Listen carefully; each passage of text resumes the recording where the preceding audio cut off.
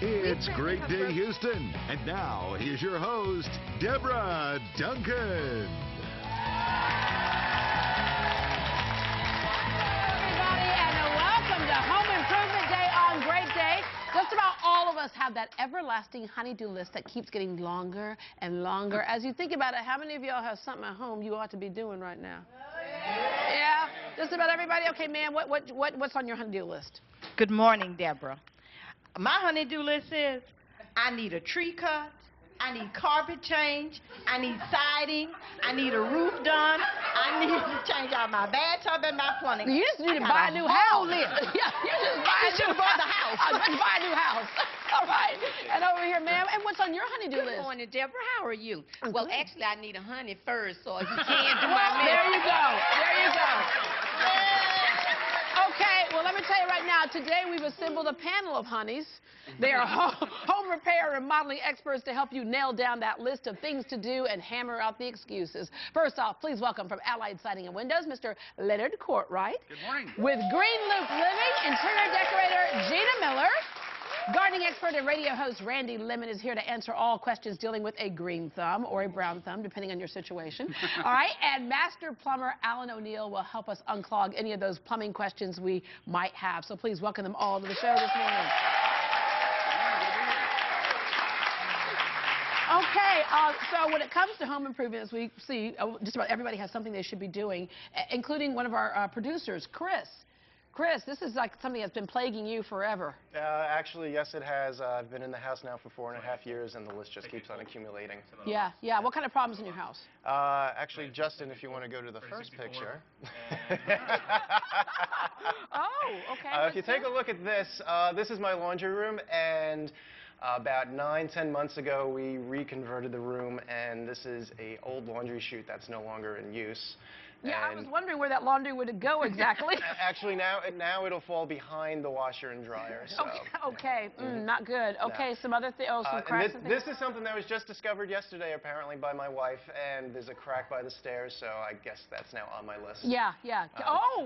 Yes, because you do have young children. Beautiful artwork by my daughter Bella, and this was created, I think, 3 years ago, and I just can't find myself to paint over it yet. And you know what? Let's just stop with these pictures. I got to keep you on time here, so let's continue on with the show. Oh, yeah, okay. All right, Chris, thank you very much. Okay, but that's common stuff that we just can't get around to all the time, so we let the expert do it. Okay, we have some folks that we went out to the streets and said, okay, what is your honey-do thing, and what's your dilemma in fixing something in the house? So let's take a look at our first person. Hi, Deborah. We apparently have grub worms in our backyard. What's the best way to get rid of those? Getting rid of grubs, Randy. That's up my alley. The best way to get rid of them is to treat them with a couple different products. One is, and I don't want to complicate everything with spelling, but imidacloprid-based products or halofinicide-based products. Basically, you go in there and they take the grub worms out, and if you can keep the grub worms out, you're not going to have dead grass in the summertime. And now, actually, for the next 3 or 4 months, the best time to start treating for them because all those worms are in there kind of going dormant right now. Okay. All right. Email question from Donna in Montrose. I'm planning to remodel an old bungalow. Should I replace rotten wood siding with salvaged materials like the original or go with hardy plank? Okay. The original is all nice and nostalgic and everything, but in Houston, Texas? It's just a matter of time. I mean, you know, we were talking before the show, I like the lilac bush. I'm from the Chicago originally. It's pretty, but it's not for this climate. And wood may look nice and may have an original look and feel, but it's just not for this climate. It is really a matter of when, not if. Yeah. Another misconception is people don't realize there's 18 styles of hardy plank, 15 colors. So there's over 1,500 style and color combinations to really give you your dream home look. So you don't have to sacrifice the look in order to have good, durable outside on the home. Right. Or the bungalow in this case. Will last. Yeah. Okay. This is an email for Alan, and it says, my kitchen faucet burps each time I turn it on. The water stutters, then runs fine. Should I be worried? That's Glenn from Sugar Land. It's nothing to really worry about, but there's a couple of possibilities. The first is simply error in the system. There may be some error in the system. Draining the system completely and refilling it will fix that. If it's not air, there may be some trash in the aerator, which is a very simple homeowner project. Unscrew it, clean it out, put it back on. And finally, and least desirable, is the cartridge inside the faucet may need to be replaced. that would be a plumber job. I wouldn't recommend trying that yourself unless you have some plumbing skills. Yeah, okay. Definitely. Yeah, we have lots of people who thought they had some plumbing skills, and things get worse. All right, another email question. This is from Glinda in Spring Branch. I'm planning to redo old wood floors. Do I need to use several coats of varnish, or do I wax it instead? And of course, with Gina, one of the things that you love to do is to either repurpose something or save things. But, exactly. So when it comes to her wood floors, what should she do? Well, I actually just redid my own home, and I wanted wood floors throughout. So I went to Historic Houston, and I bought some, some old wood floors. I put them down. I sanded them all down, and so that they would match because they were all different sizes. I did all different colors of stain. Yeah. So, and personally, I would not do wax because it is such a huge upkeep. I think wax on a floor is just asking how much work do you really want to have to do. That's going to be your workout program. You will be doing it every single day. Yeah. Let's take a look at one of our other questions that we got from somebody out there on the streets. Deborah, I got a question for you. Will larger tiles make a restroom look smaller, or what size tiles would you suggest for a smaller restroom? Okay, smaller bathroom, large tiles versus small tiles. And I know you do a lot of this stuff, Leonard. You guys do some different things. So what's the general rule of thumb? Yeah, generally a large area, it's good for large tiles, obviously, but it really goes to the overall look that you want to have in the room, and also flow with the rest of the house. I know a lot of people, especially those that want to kind of do it themselves, forget about the flow from the rest of the house. Yeah. So having, something that looks appropriate in one area may not flow into the next area. Yeah, and I just find that you do the larger tiles, it's less work, because you plop, there's one area covered. Right, you're right, especially if you do it yourself. Doing large tiles is much easier than doing small tiles. Yeah, although the good thing about a lot of that stuff now is that when you have those tiny tiles, is that they're on those sheets, sheets on those grids, so don't let that scare you. All right, we have some questions from our audience members here. What's our first question? Hi there. Hi, Deborah. I recently moved into a home 2 years ago, and I have a 2-year-old daughter as well, and we want to add some color by repainting. What would be the safest paint to use for our project? Okay. Gina? Oh, well, they make, every single company now, even Bear at Home Depot or Lowe's, they all make eco-friendly paint, and with low to no HOCs at all. HOCs.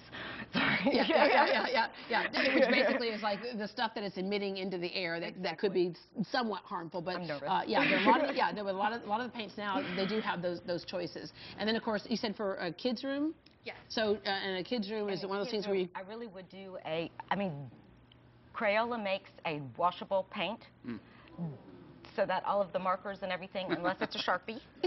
And then my suggestion is use Pam, because it actually works. Yeah, so where can we get that? Go online or no, stores? every in Home Depot, Lowe's, they all carry it. And maybe you want to also paint a wall that is, a chalkboard. Yeah, that's true. Because that makes it much easier because they want to. It's cool, at least paint the bottom half of the wall, because by the time they get taller, they should not be doing that anymore. All right, this email question comes from Jean in Alvin. I've always heard you should plant trees and shrubs in the winter. Is that true, and when do I fertilize my azaleas? Well, okay, two parts to that. The general answer is yes, the wintertime, January, February, March, is one of the best times to plant large trees, large shrubs. We here in the Houston area are blessed with being able to plant containerized trees and shrubs 11 months out of the year. My rules of thumb is I'm never going to do it when it's 100 degrees plus, and I'm not going to do it when it's freezing or below. So we get about 11 months out of the year we can transplant trees and shrubs. And the azalea question is when to feed them? Right after their bloom, which is going to be coming up for us about end of February, 1st of March. And as soon as those blooms have waned, it's time to feed them, and feed them again 6 weeks later. It's that simple. Okay. This next question has to do with a toilet. I guess I would be our plumber here. Every time I flush my toilet, it keeps going and going and going and going. What's the problem? The problem most likely is the flapper. When you lift the lid off the toilet, there's a rubber device at the very bottom of the toilet. It's called a flapper. And sometimes when they flush the toilet, that flapper hangs up, or it may just be soft and weak. Very simple homeowner project. It just unhooks. Buy the same one at Home Depot or Lowe's. Put it on there. Should be good as gold. There is one other possibility. The fill valve may be overfilling. If that's overfilling, that can be adjusted down. The water level can be adjusted. So one of those two things, but very simple fix. All right. Did you hear that, honey? All right. Let's go to an audience question over here. Hi, Deborah. Hi. Hi, I have a double-paned window in my house, and it's got condensation in between the panes. Is there any way to fix that, or do you need to replace the windows? You really need to replace those. That's called seal failure. I don't know how old the window is, but they will fail after a period of time. Buying a good brand name product when you replace it will be key, though. Really good brands will have lifetime or close to lifetime warranty for seal failure. So if you have that problem in the future, it's just a phone call, not an expense to take care of it. But most likely we'll have to replace the whole unit. Yeah, how old is that, are your windows, ma'am? How old are your windows? Oh, about 4 years old. About 4? Yeah, wow. So you may want to check with the manufacturer and see if you have, generally that would be a good warranty question for a good manufacturer, a brand name manufacturer, and they may take care of that at no cost. If they don't, you'll probably have to replace the whole unit. Yeah, and it goes to not always getting the cheapest thing, exactly. but something that would have a warranty with it. All right, and ma'am, what's your question? My question is for gardening. I planted tomatoes twice, last year and this year. And the blooms came on the tomato plants. They were beautiful, they were green, but there was no tomatoes. Well, Randy. So I don't it's know either feast or famine with tomatoes. You either have 5,000, you're giving them to everybody in the neighborhood, or you have none. Okay? Yeah, you know, not only that, but Yeah. citrus trees, other fruit trees, if you lump it into that category, what almost always happens is the lack of pollination. If you get a bunch of flowers, but you didn't get any fruit, then it didn't get pollinated. And before you jump in and blame it on the bees or lack thereof, tomatoes don't normally get pollinated by the bees. They may get pollinated by some insects, but wind and everything. So what we try to do is there's like a 3-step approach to get them to bloom a little bit better. When you get a bunch of flowers. You know what? We're running out of time, Okay. so if I could hold you for your do that. segment for We'll that talk about 3-step that. approach. Ma'am, can you hold on for the 3-step approach? All right, we're going to get our 3 steps a little bit later on. Stay tuned because we'll also hear more from our experts in all those areas throughout the show. Depending on the size of your home, how long does it take for hot water to reach your faucets? Don't you hate that? One of our producers put his pipes to the test and timed it out. Our master plumber will show us how to heat things up quicker when we come back.